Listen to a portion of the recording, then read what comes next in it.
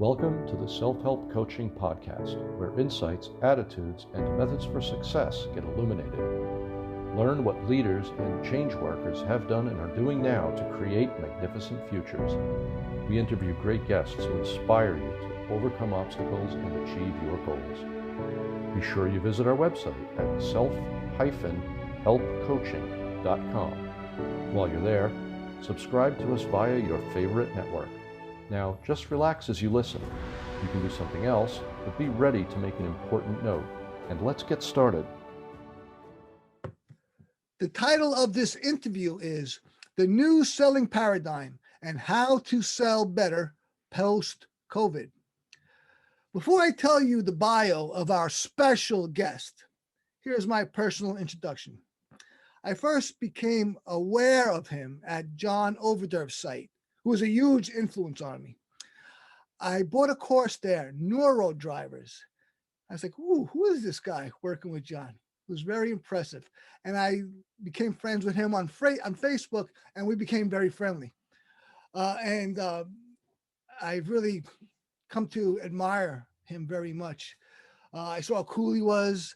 I researched him, and the more I found out, the more I liked. He is truly a very generous and supportive person. I'll give you two specific examples. He's a contributor of Proficioio in two ways. One, he's a hypnotist, and he created an awesome meditation for our motivator mode module, which is a patent pending process. So he's one of the main contributors for that. And he did it in a very generous way, though of course it's business, but he didn't have to do that. He could have declined, and he didn't. The second is that he also offered us I asked him, and he gave us a very valuable gift in our marketing. So these are two ways that he's been very generous to me. Again, in a business way, it's not charity, but he could have easily said no, but he didn't. And he's been there for me in other ways too. And he's made a big difference in my life, actually.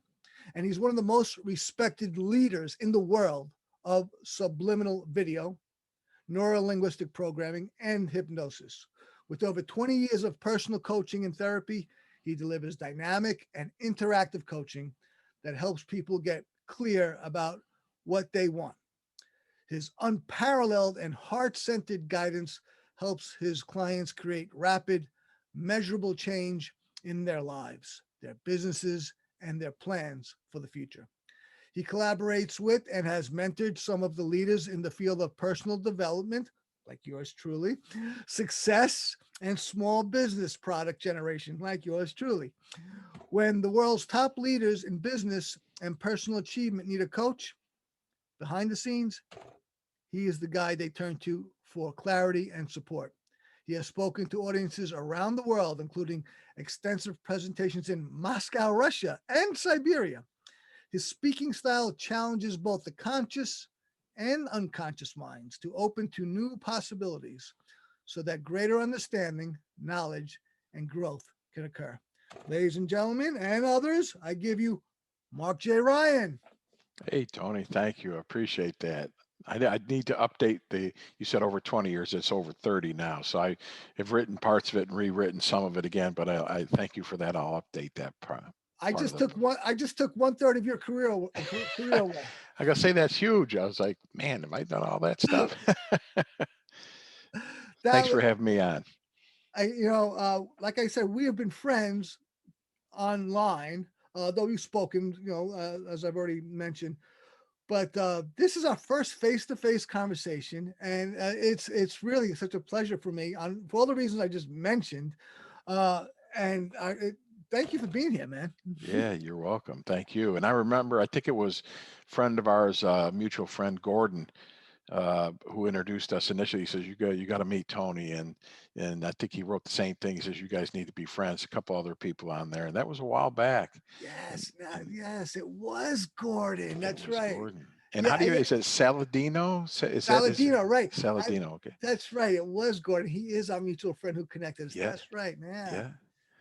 Yeah. Very good. So let's get right into it. Sure. Let's talk about the new selling paradigm, how to sell better in post-COVID. So you want to touch on that, start with that, or should I just ask you some questions? Sure, start it off with some questions. We'll Okay, go from there, and then I'll roll. A lot of times I start to roll, so you'll have sure. to forgive me if I Well, go a little long. let me just back up one step. Sure. Is everything sales?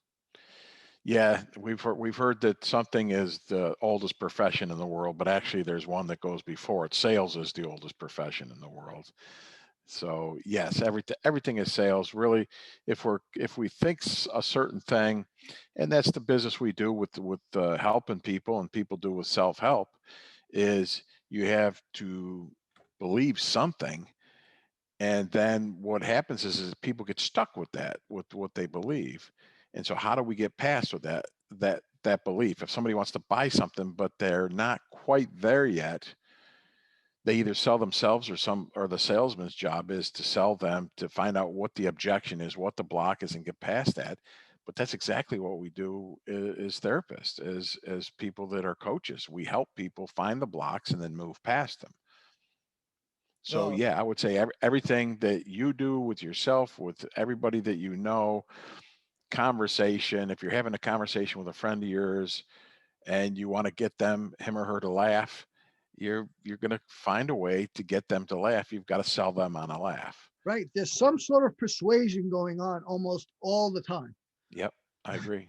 That's You know, it. even in business sales, where I think that, okay, if I just deliver value and benefits, then I'll be able to close the deal. A lot of times it's not even the case. I mean, there has to be more to it. There's things that we learn in neuro linguistic programming, and there are other factors, other needs that have to be met in a process for a person to be sold. Yeah, that's exactly it. It's the biggest thing that I learned when I started doing sales trainings. I did one actually during COVID. It was a private sales. I flew out to Las Vegas and had a group of people there. And I'll tell you a couple stories based on the story, that the seminar that we did. I started off basically doing a roundtable coaching. We had a room full of people, and I just started off and had the people introduce themselves and asked them why they were there. And then people were at the end of the seminar, they're like, that was our favorite part of the seminar. And I'm like, why?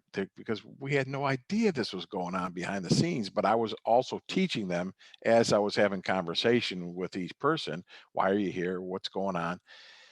And the result of that is because of my ability to listen, my training in listening. And so many people don't listen. And what you said a little bit ago about how they've got it in their mind of what they want to happen, they've got a goal that they want to attain, it almost turns off the ability to listen to things that they're not prepared for.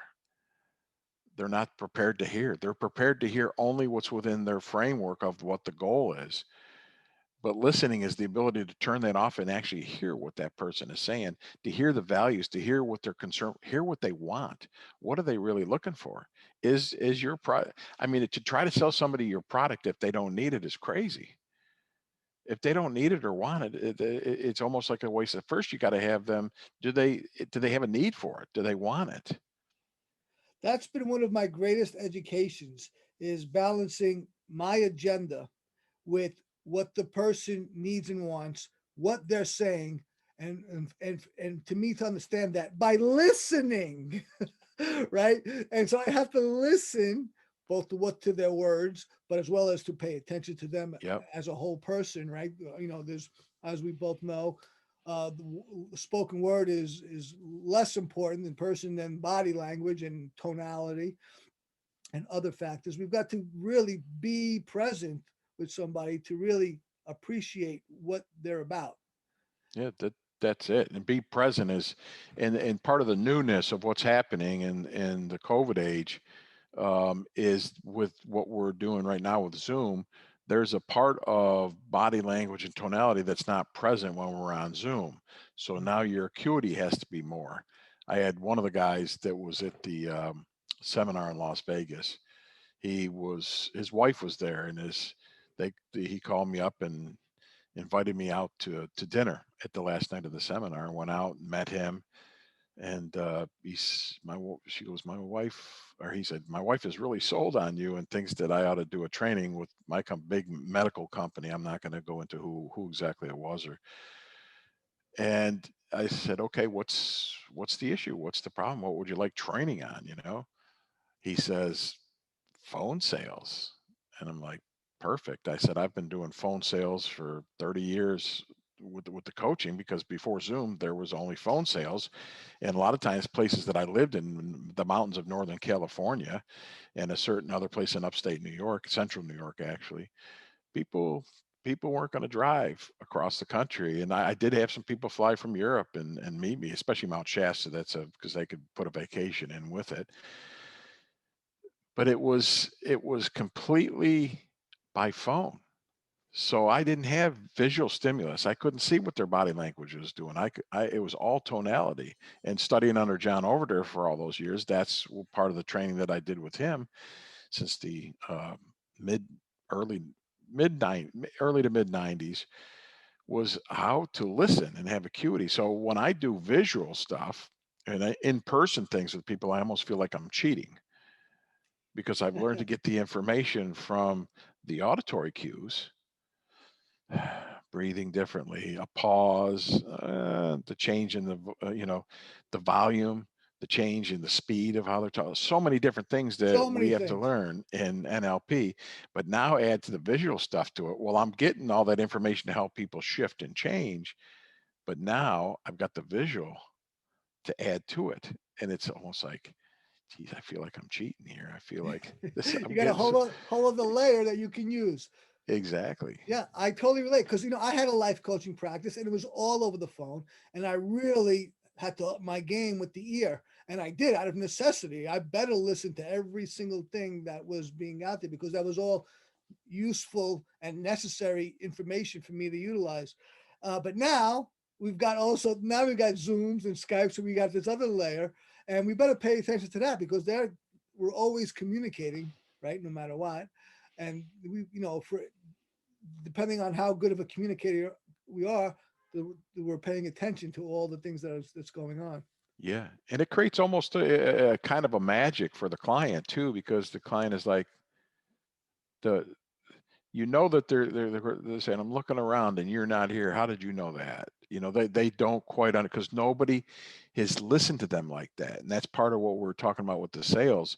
This ability to listen, it creates a rapport, a kinship, a kind of a trusting with people, to say, if they're and their unconscious mind, if they're getting this kind of information and listening to this level, it almost makes people want to share more of what they really want, because if it takes away the manipulation part of it and brings it more into actually listening and caring. Absolutely. I want to hear more about that right after we come back from hearing a word from our sponsor, and we'll be right back with with Mark Ryan. I was thinking John over there. I take that as a compliment. Yeah, you're right. Totally. He's your buddy, but he is a huge teacher, a huge influence on me. But I want to hear more from Mark Ryan, but I want to hear more from Mark about what's happened to sales since COVID. Right after this break. This episode of Self-Help Coaching is brought to you by Proficioio. Do you like learning by yourself or with others? What if you could do both at the same time? Visit www.proficio.io. That's proficio.io, where you can learn in the environment that suits you as you choose. You are listening to the Self-Help Coaching Podcast, and we're here with Mark Ryan. He's going to talk about what's happened to sales since COVID. Mark? So basically what's happened is that a lot of people aren't making the money. A lot of people are wondering what's happening. Their level of trust is big in sales. So people's level of trust is very confused right now. There's not the same level of trust. Things were going really good before this all happened. And then all of a sudden different things are happening. We find out that this disease is this disease a naturally occurring thing? People were saying, is this coming from something that's military? So what it does, it makes people afraid. And then they become, and they're having to wear a mask. We can't see the face, body language. You talk about how important body language is. So a mask on somebody's face, you're missing a big part of their body language. You can't watch what their lips do. What are their nostrils doing? Are they breathing differently? Are they smiling? Are they frowning? Are they in shock? There's all kinds of things that we're going to miss with that. So what does that do? If you're not getting the information, what does that do? If you need certain information, make sure you're safe and you can trust the person in front of you and you're not getting that. I'm sorry, I'm not fully in trust mode. I'm going to have a hesitation. So if you're doing that, or you're talking to somebody on Zoom where it might have been in person, like I was talking about that guy from the medical, that wanted to hire me to teach the people to do phone sales. And I was like, why? What's important to you about that? What's important was, he goes, they go and sit in front of them and talk to them, mainly older people. And that's not available anymore. So how do they get trust with the client? How do they understand what's going on with the client? If you're in the home, they're wearing masks. If they let you in, if they dare let you in, and then if not, then you have Zoom, and then you've got a different level. So he said, they don't know what they're doing. And I'm like, sure. So I don't know if I answered your question, or if I could see you might have something a little bit more for me there. Well, no, that's we're right in the right vein. But when I was creating a virtual coaching program, I wasn't going to have any of the stuff that you're talking about, which is all this information, all this real-time stuff that is invaluable. This interaction on a human level. I had to say, okay, since I can't have that, I have to work with things that are static or just sans that, like things like values and hierarchy. And I did. But when you have that opportunity to meet with a person or interact with a person as humans, this information, even though it may be electronically delivered, is still invaluable. Oh right? yeah, it's really invaluable. And if it's not utilized, then you could lose the sale or not lose the trust, and the relationship can suffer.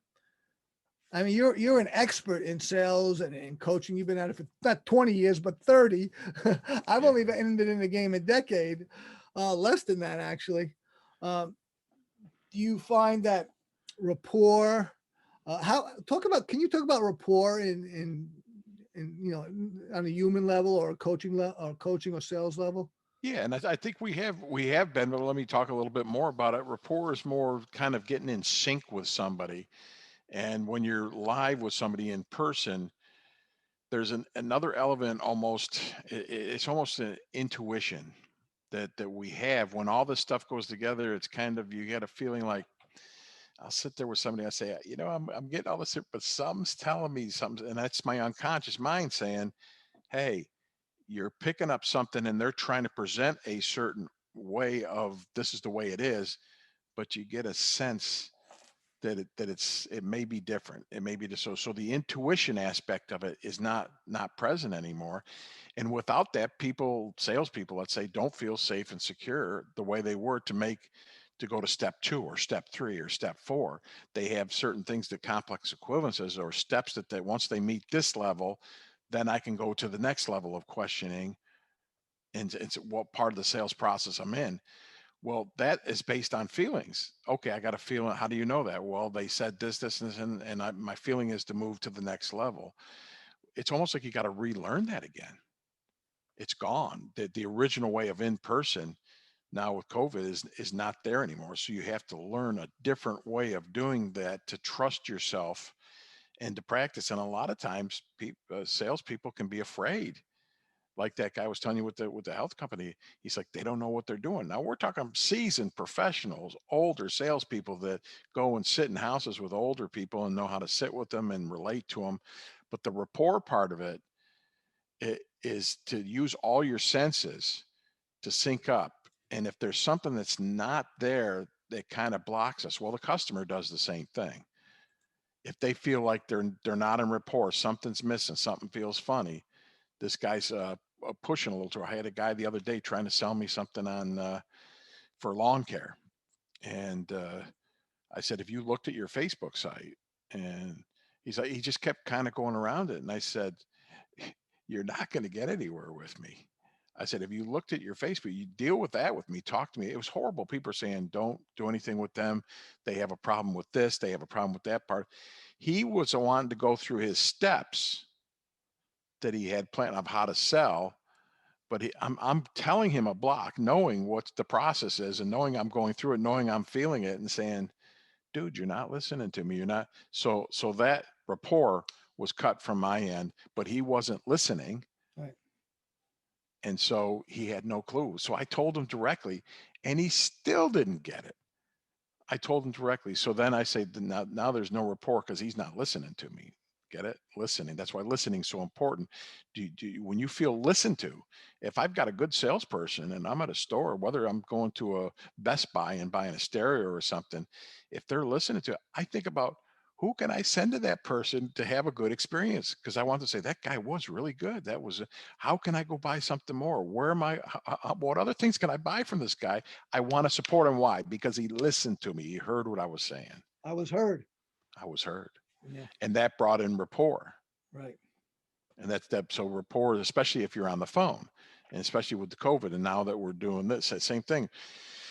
If you're talking to somebody and they're off on another tangent, we can get back to that later. And it's like, no. We're going to talk about that now. If you want to continue on with this phone call, my time is valuable. Their time is valuable. Same thing with a client. A client tells you something. I watched a guy at a seminar, a big name that I was at a seminar, doing a seminar with somebody in the past. And it was a wealth seminar. And this woman had paid a lot of money. I mean, these people paid a lot of money. I want to say 10 grand, 10, 12 grand, but the seminar continued after the couple of days that they were at the location. And the guy that was speaking was up there. I know him, and he was a kind of an associate speaker of the main guy. And she said, I want to know this, and this. He goes, and I'm thinking, wow, she's telling you what's important to her right now.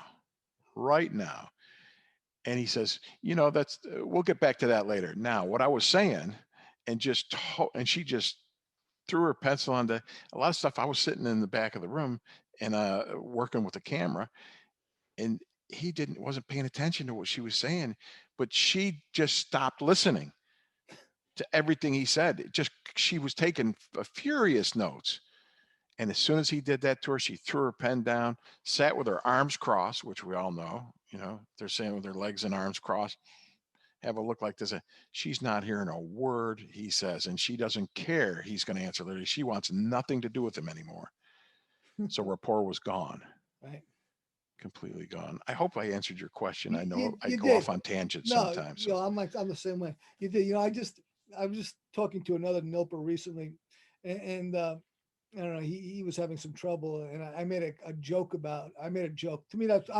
Comedy is very important to me. Yeah. And he goes, Tony, don't you know about rapport? And I could have said, well, yeah, well, I saw that I wasn't going to persuade you, and comedy is important to me. But I figured if I did that, that was just me being in my ego, and I just listened to him and let him have his say, and that was it. But yes, rapport is essential, because without rapport, he wasn't gonna hear me, No, right? no. So what was the point? It'd be wasting. Now you got another block to deal with. Now you got their first block, but now you just installed it, and that's what so many salespeople do. They install new blocks. It's tough enough to help the client or the customer get through blocks, but if you're going to install some because you're not listening or paying attention or having rapport with a person, wow, you're making your job so much harder.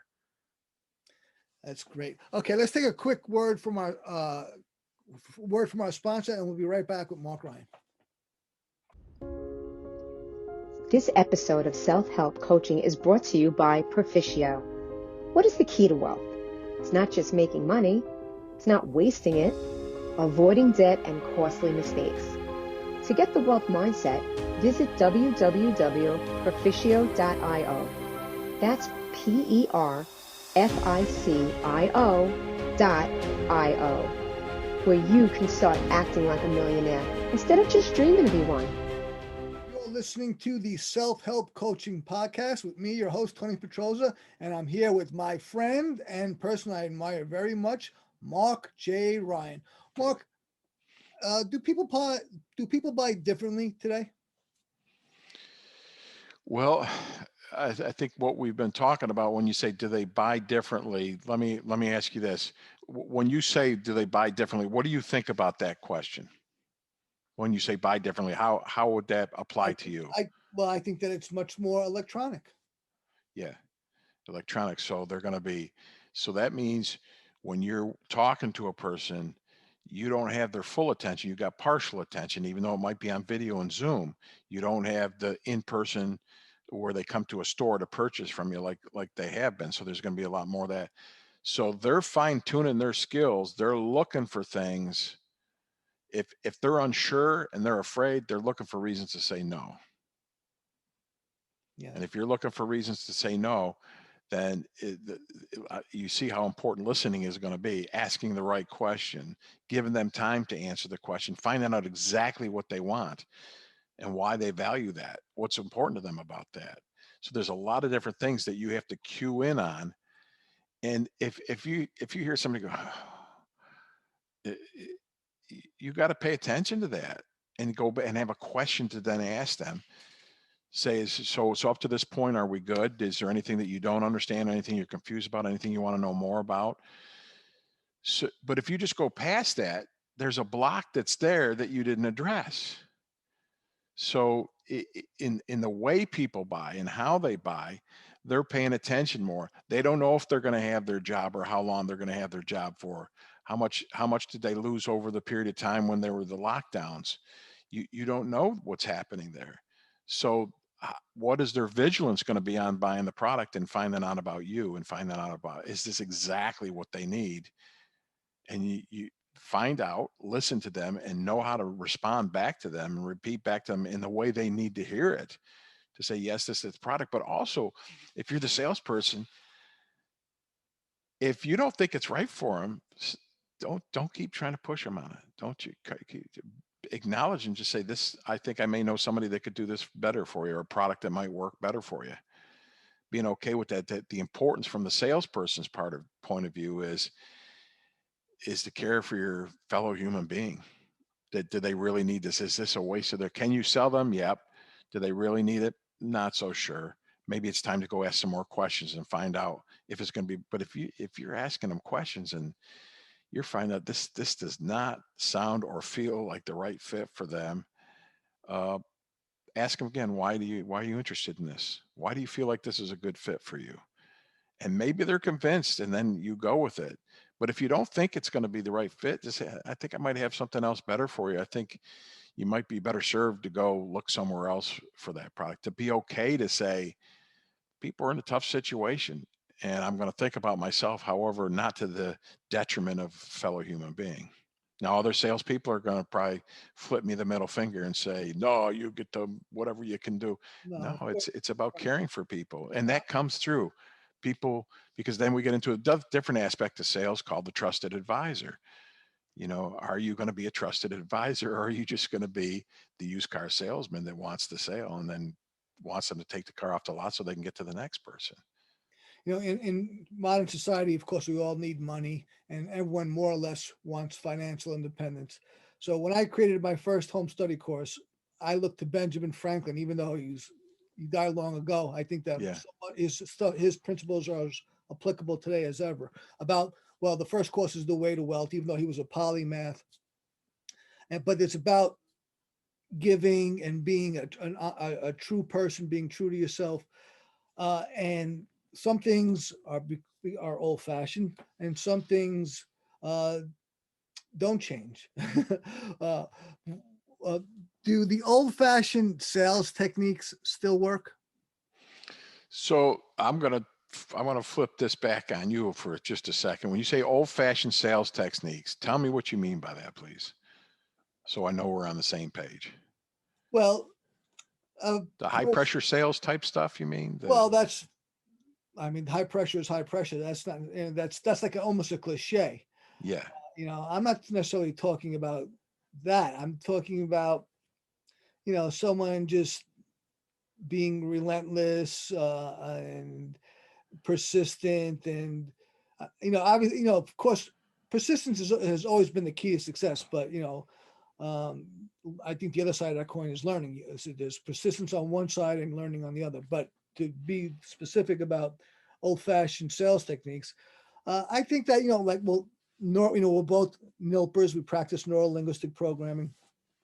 NLP started off in psychology, but quickly went into business and sales because it offered so much about how people think and how to persuade people. Yep. Right. I agree. Right. And but now is that now that was the 70s and 80s, and here it is now, it's 2021. Is that obsolete now, or is that old fashioned now? No, I think that's what I'm doing. I mean, I still do therapy and coaching and work with people. But when I started working with some salespeople for coaching, I had a guy just sent me this two days ago. If you're all right with me, just reading Sure, something. sure. He said, I asked him how he was doing. He wrote me, and then he said he's doing amazing, man. Still utilizing your teaching in sales. All the other salespeople got fired within the company, so I was the only one, and we're doing better numbers than ever before. I need some more coaching soon. And again, I did some personal, so I did the seminar, but then afterward the seminar, I did a bunch of coaching with these people. So it's the sense of, does listening ever change? You know, if a good salesperson, when I was younger, I'd hear good life insurance person, and I'm just like, I really felt cared for by this guy. And so the basic thing, are you congruent, lined up evenly with the aspect of, are you doing something for them, helping them, or are you doing something to them? People feel like they're being sold. That's something to them, and they will, I don't care what level of education they have, they kind of, even kids will start to go like, they've got something in them, and that's innate protective mechanism. But if you're for them, if you're a trusted advisor, which this is a big part of the seminar we get into, trusted advisor, how to listen and things, people also know, all right, this person cares about me and my welfare and this, and they're just trying not to make a sale. So as far as old-fashioned sales, I think people can continue to tell, is this person just trying to manipulate me and get old-fashioned, or do they care? And with NLP, it's a backwards engineering. It's a refining of the process of what is successful. So what made successful sales? What are the refinements of those processes that made people successful? Like listening, like caring, like rapport.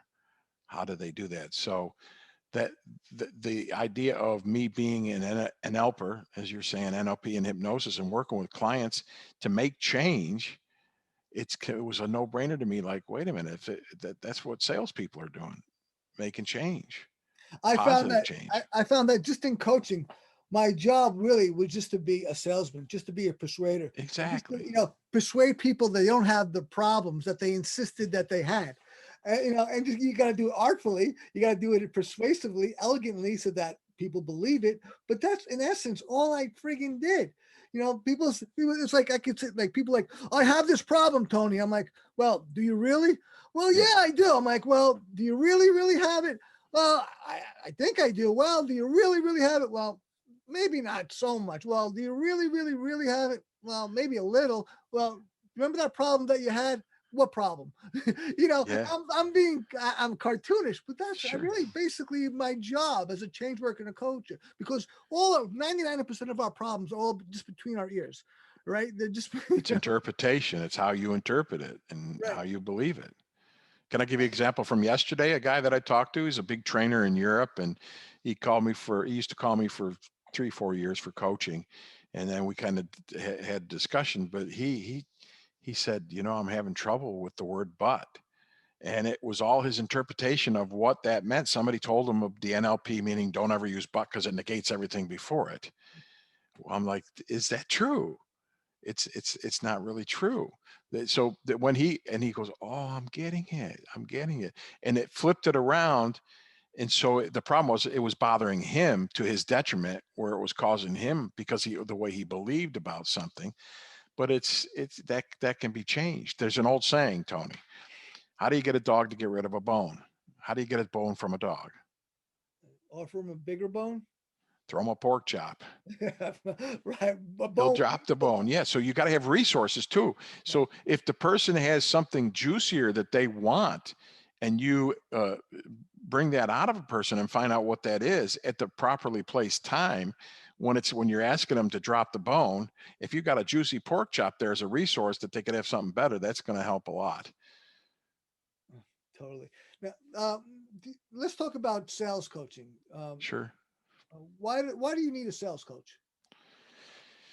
Well, so many of the people like this guy, let's say, him and his brother actually are doing amazing sales. And I know one of the companies that they're working for, and they said that the listening was a big part of the process.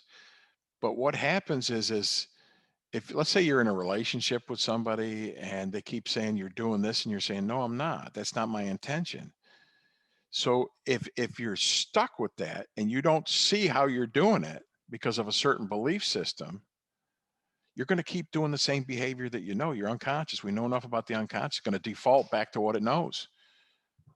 It's going to default back to what it knows. So if you have a pork chop and you know, and this is again what we do with the coaching, is to figure out how do we get them to see the resource at the perfect time, whether it's consciously or unconsciously, which a lot of our work is unconscious, that once they have that resource at that period of time, they have the ability to move on. But a lot of times, plain and simple, to answer your question, people don't see it. Our job is to help them see it, but also have a resource to replace it with. It's not just about helping them see it. It's helping them have the resource to replace it with, one that they agree upon that is going to work better. And then it's timing. It's knowing when to use it. So in sales, a person could use a coach just to, quite simply, just sell more, be a better salesperson. To sell more. So many times the people, and the thing is, I work with enough. I've done sales. I sold cars. I've sold all different kinds of things. I had my own business, or I sold different types of fishing and hunting glasses and sunglasses, boating glasses, polarized and stuff. That I can see when I can see what people are doing themselves, and I can make suggestions to say, you know what, that they can't see that this is blocking them. And a lot of times it's just evoking what's the problem. There's something going on there. I used to do when I'd golf coach, when I was doing golf coaching, and I talked to different people, and I'm like, what is going on with you right now? And they're like, what do you mean? I said, no, you just went to a visual image and a memory, and then your whole disposition changed, and then you hit a terrible. And they're like, what are you doing, magic or something? How do you know I just saw something? And it's like, well, they moved their eyes in a certain direction. But coaching enough, you start to know when people are doing stuff. Well, the same thing with salespeople. They have a bad memory that might come up at a certain time. They don't have any clue that just was what happened. But if you're watching them and you ask them questions good enough, you could see that they're accessing something inside that's not good for them, that's causing. And then if they have a bad feeling, the client feels what they're feeling. And then it scares them, and I don't want to do the sale. I'm not saying it's exactly the way it is, but pretty doggone close. I've done enough coaching with it. So to bring that up, make them aware of that, and then also give them a resource to be able to shift that and change that consciously, or even more powerfully, unconsciously, when their clients aren't feeling that stress or the emotions that they've been going through, and they can get back to what's in it for the client. There's nothing that's going to block the client now. So coaching for sales is all about making sure that they're congruent and none of their stuff is going to come up that's going to create a reaction to the very perceptive, now more perceptive client, paying attention, watching their money, making sure they're getting sold properly and what they want. The unconscious is so powerful, as you know, that it can pick up tiny little cues and know they're being BS'd, that something's wrong, or they don't believe it like they're saying it. And so if you can align the salesperson with that, there's nothing that they're going to do that's going to begin to trigger other people. And then teaching how to listen. I mean, teaching how to listen is super important. Totally. All right. Well, we're going to finish up on this topic. When we come back, we're going to have, I think, our final break, and we're going to come back in the final segment with Mark J. Ryan, right after this word from our sponsor. This episode of Self-Help Coaching is brought to you by Proficioio, perhaps the most common method that coaches worldwide use to get undisputable results for their clients is NLP. Visit www.perficio.io. That's perficio.io, where you can make the changes you want and get the results you dream of. You're listening to the Self-Help Coaching Podcast with Mark J. Ryan, and I'm loving this conversation. talking about so much stuff. Mark, you have like 6 areas of expertise. It seems to me. Certainly, your area is personal development, but it's a number of areas such as sales. We're talking most of our conversation today has been about sales. Like, do you have a couple of home study courses in sales, don't you, or something like that? No, I'm actually working on a home study sales or home study course in sales. Oh, But I've wow. got some other courses on my website that are basically self-sales type things. Some of them using spirituality, different spiritual things. For a while, I did some work with Ho'oponopono, which is an ancient Hawaiian practice. That fascinates me. Yeah. That is so fascinating to me. I've always wanted to get more and more into it. I haven't, but can you talk about that at all? Well, Ho'oponopono is a process. The word Ho'oponopono means to make right, to make double right. And I read a story about a gentleman years ago that ran the Hawaii State Hospital as a psychiatrist, but he's also native Hawaiian and practiced a lot of different healing techniques. And they used to have something where they would make sure that before you went to bed, which is more biblical, don't go to sleep with your anger. They would go down to the ocean where the land met the ocean, and they would do certain exercises to forgive people. And so it's a practice of how do you forgive, because obviously, like we've been talking about with sales, if you've got blocks inside of you, or you're feeling, or you're angry and you haven't forgiven something, forgive. It's forgiving. I am now for you forgiving, forgiving back love, inclusion, respect. Like when we don't forgive and we're angry with somebody, we block some of that stuff. We don't want to give it to them. We don't feel like they deserve it. So then what do you do to start to begin to forgive yourself, forgive them, so that clears something, so they can feel they're not blocked. Remember, we talked about when you feel something different with the golfers, where they would then a ball would be off, yip a ball and be off to the side, or hook it, slice it, whatever. So it's a practice. Ho'oponopono is to make yourself more consciously aware of this when this is happening. And as Dr. Len said, that psychiatrist from the Hawaii State Hospital, he said he never really saw patients. There was other doctors and psychiatrists there, but he would take patients and take their chart, and then he would clean. What have I done that's contributed to this? It's a very spiritual practice. A lot of people probably don't believe in there. And there's been a lot of different things. When we start practicing this with thousands of people and teaching this, and people write back and say, what is this stuff? We don't understand what we're doing, but it's something has shifted, something has changed. And it's if you believe in the unconscious, then it's the power of the unconscious. If you believe in the spiritual, you're clearing a path. You had blocks, something in there that was not letting and allowing a spiritual flow to occur. And for those that just want to believe it's the unconscious, it's the same thing like with a golfer. You had blocks there. I believe it's both. Very well. I Very believe well. it's both. Yeah. You see this bus behind me, Julius Caesar. My 2 greatest icons are the 2 JCs, Julius Caesar and Jesus Christ. Jesus. And I say that in the most non-religious way possible. I've been a born-again Christian more times than I'm sure of, but I do not like organized religion at all. Yeah. That said, that preface, one of the greatest things that I got into myself as a person and as a spiritual being was forgiveness. I had a lot to forgive, primarily hating myself. Okay. And I found that I had to forgive myself for forgiveness, external forgivenesses to hold. And I also found that very often I had to forgive constantly, frequently, for something I forgave 1,000 times already. There it was again, me having a grudge or some malice, and what I had to do is forgive again. But in this process of forgiveness, I found it's one of the greatest things that I've ever done or had as a person, because every grudge I have is just holds me down. That it's in my way. It's in my way. So whether you do it through Christianity or Ho'oponopono. Yep. Well said. It's something that really has to be done, and you don't do it for the other, you do it for yourself, and you get the benefit. Well, that's it. And like, I'll go back, I'll use your terminology. What if it's both? You do it for the other and for yourself, but to do it to the other, you have to release it in yourself. And as the forgiveness flows through you, who gets to feel that? You. Absolutely. It's a lightning. It's a cleansing. Yeah, exactly right. Beautiful. Exactly right. And a lot of, I've read a lot about Ho'oponopono, but I've never, mastered it or learned in a sufficient amount. I'd like to talk to you more about that another time because we're coming to the end.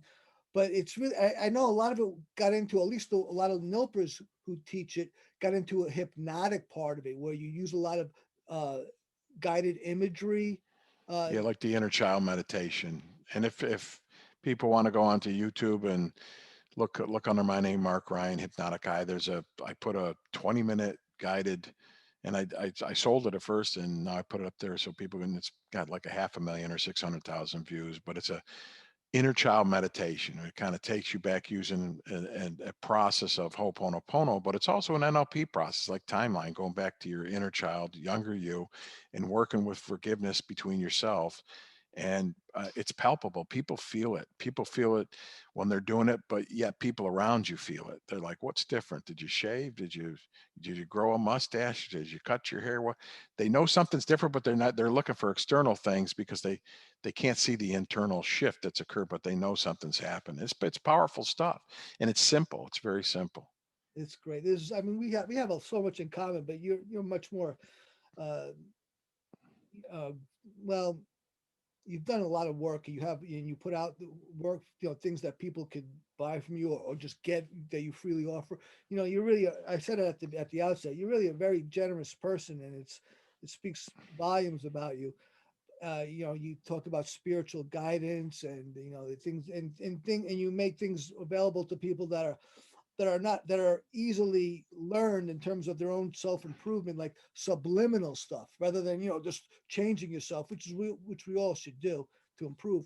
But subliminal makes it a lot easier than having to do it in ways that are perhaps more rigorous. Can you talk about subliminal at all?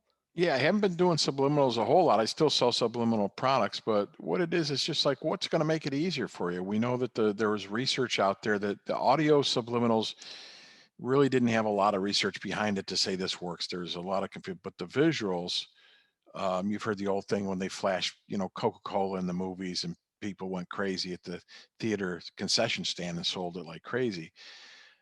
But that some of those they're going like, well, we don't know if that was true. But the more recent one, and this is probably 10, 15 years ago when I was doing more of it, they're saying, okay, visual subliminals, we know there's something there that primes the brain, which means it sets it up. It's the idea, if I start talking about lemons and it's kind of sour on my tongue, if I do that long enough and people listen to it, they're going to start salivating themselves, like a dog would when he Pavlov's bell. Heard the bell or the buzzer.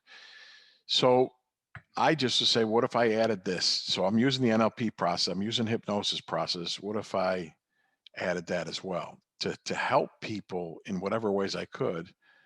And I had worked with Kevin Hogan on a bunch of that stuff, and he was more of a scientist. He's not a religious man at all. He was when he was younger, but he'd say, we're going to have to test this. We're going to have to test this. But he gave me a lot of the research on subliminals. And he goes, we're getting good responses back. Let's sell it. So subliminals do work visual, auditory. If it's primed properly, you could probably get it through priming, which just set the mind up to think a certain way. So it's like self-hypnosis. So subliminals are powerful, and I may go back and do some more, but I'm liking the conversational stuff that I'm doing, and back to basic NLP and hypnosis, like you asked in the beginning. Is this old type coaching, old type therapy, old type helps? Yeah, it's how the brain works. It's backward engineering. So you got something that's successful, and you find out how it works. It doesn't matter if it was back in the 1800s or now. The brain's working the same way. I love the meditation you made for Proficioio. That is just fantastic. I was just listening to it again the other day. It's just fantastic. And you made multiple types for multiple types of people. It's just, you over delivered for me. I mean, my partner, he's like, I only want one. I'm like, well, we got 5. Mark Ryan over delivers. Yeah. Finally, I'll close up with this. I noticed on your email signature is a Joseph Campbell quote. Yeah. May I repeat it here? Sure, that's one of his quotes. I've had 2 or 3 different Joseph Campbell. I love Joseph Campbell, but Awesome. yeah, please repeat it, Tony. And the quote that you have on your email is, the goal of life is to make your heartbeat match the beat of the universe, to match your nature with capital N, nature. Yeah. I love that. I think this is fine. I finally got to this after half a century, Mark. I feel that I'm finally matching these natures, my own with this capital N. I love that you share that. Can you touch on that?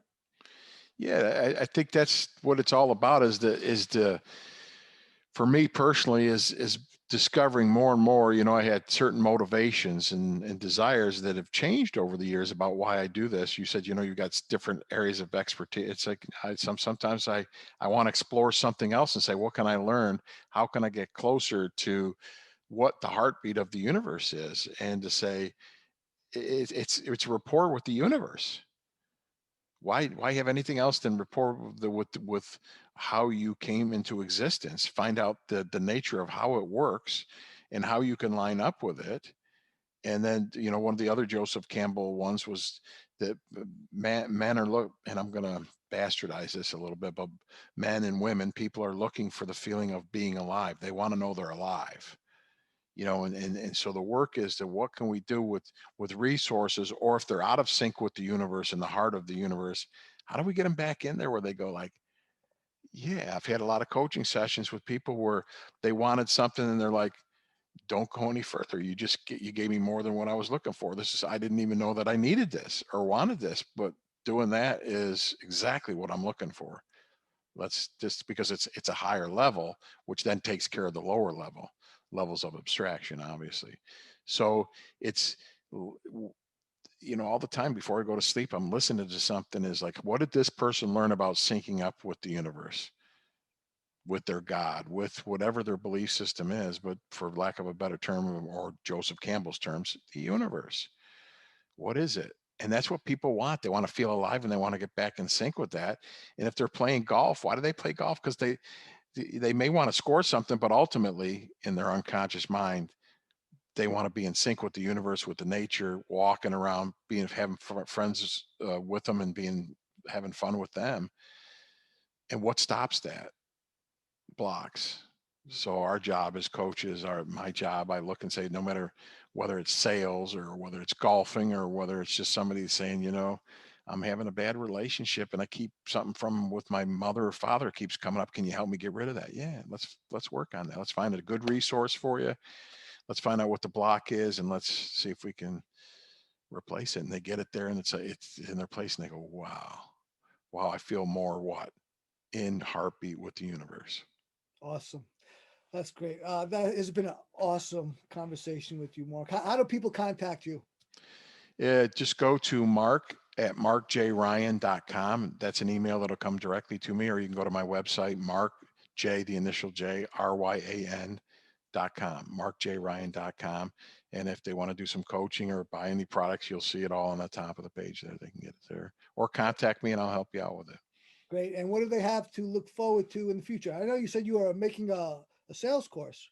Yeah, I'm working on sales kit, but I'm trying to make it so it's not, because a lot of times sales turns people off.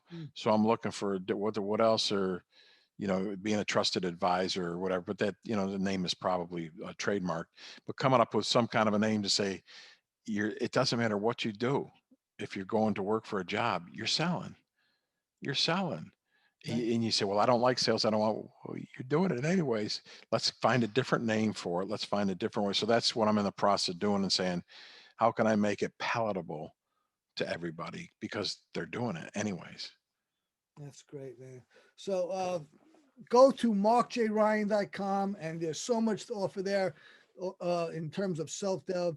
Mark, you have been an awesome guest. I'm so delighted to finally have had this conversation with you. Me too, Tony. I really appreciate it. You want to say goodbye to the people? Yes. Thank you, Tony. And thank you to your audience who's going to be listening here.